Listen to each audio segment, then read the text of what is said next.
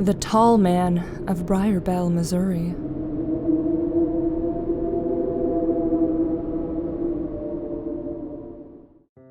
We had all liked Mr. Winscott.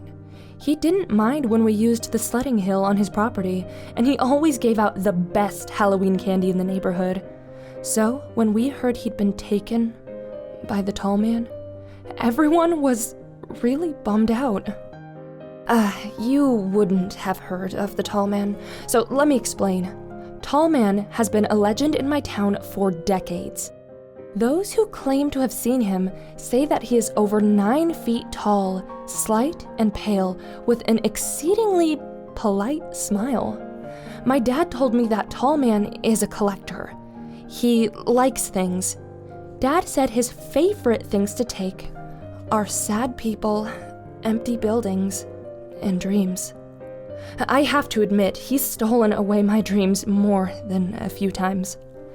When Mr. Winscott didn't show up for church on Sunday, nobody thought it was weird. Then, when Monday rolled around and he wasn't at work with my dad, people started to whisper. My parents thought it was odd, but not particularly concerning. But then, the rumors started that the Tall Man had gotten him. A kid in my class even said that he had seen Tall Man in Mr. Winscott's house through a window. I told my parents what Jake had seen, but they only laughed. Tyler and I biked by Mr. Winscott's place every day after school to get to our friend Rory's house. We never stopped in front of Mr. Winscott's to try and see Tall Man through the windows like Jake had. We never slowed down. But one day, we played too late at Rory's. Since we didn't want to bike home in the dark, we called our parents and asked to sleep over. Tyler was allowed to. I wasn't. I tried really hard not to look as I biked by Mr. Winscott's cul-de-sac. I almost made it, but my curiosity forced a backward glance onto the house. The lights were all on, and my eyes were drawn to the face in the window immediately. I saw Tall Man looking back at me. I choked in a panicked breath, and my foot missed the pedal as I tried to speed away on my bike. I stumbled for only a second, my eyes never leaving the face in the window, before pedaling home as fast as I could.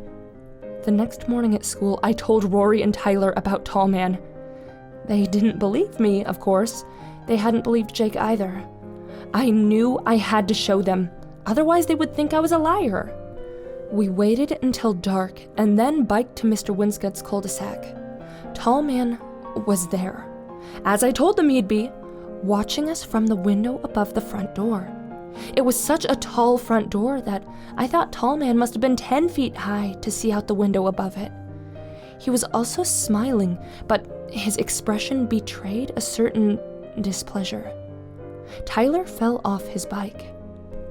Holy crap, run! We did. As soon as we cleared the cul-de-sac, we all began talking over each other in a flustered panic.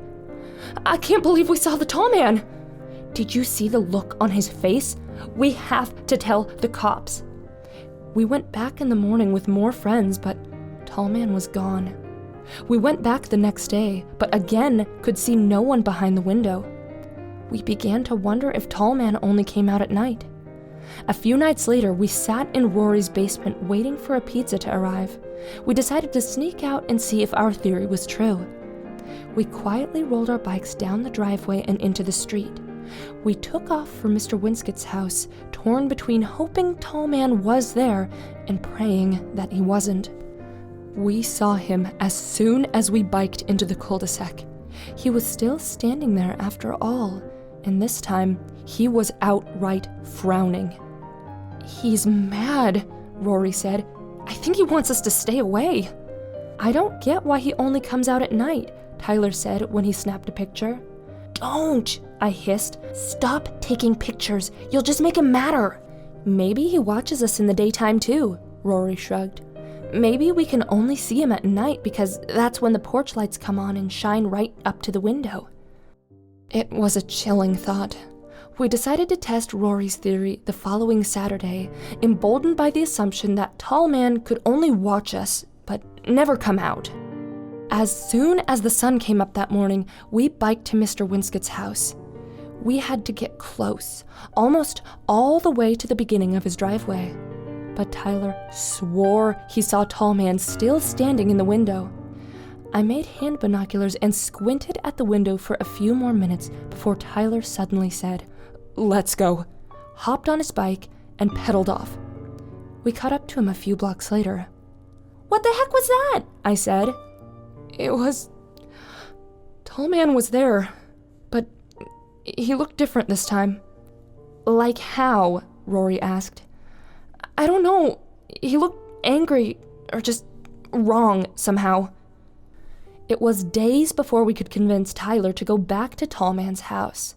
And even then, he insisted on taking his teenage brother Matt with us. Matt wasn't impressed with our stories at all. He didn't believe us, but he came anyway, for Tyler's sake. As soon as we got close enough to see Tall Man in the window above the door, Matt got off his bike. He stared and squinted, and stared some more. He got closer than we had ever even dared to go at night. We followed nervously behind him. Matt walked up the driveway and then down the stone path to the front porch. We dared not follow that far. Then, Matt went up the porch stairs, right up to the door. "Holy crap," he said, then a few more four-letter words. And suddenly, Matt was running down the front porch, down the path, down the driveway, and out into the street where we waited. "Well, what is it?" Tyler asked him. "There is no Tall Man," he said, out of breath. "But call the cops. Now." And he was right. It wasn't Tall Man after all. We stayed long enough to watch the police break down the door and cut the rotting corpse of Mr. Winscott from the ceiling where he had hung himself from a lamp fixture in his foyer. The body had decayed as if it were melting in the days we had watched it from the road. Mr. Winscott had written no note and made no goodbyes, leaving behind only the sad imprint of a divorced, middle-aged man suffering a sad, well-hidden depression. It was weeks before the town lost interest in the tragic suicide, and months before kids stopped asking us to describe the body in all of its gory detail. Eventually, even Tyler and Rory stopped talking about it. Everyone had just moved on.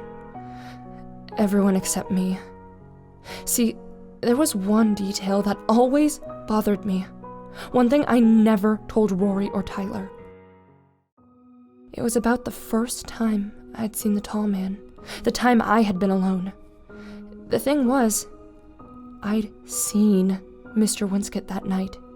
He'd been sitting alone in his kitchen eating dinner. But I'd seen something else too.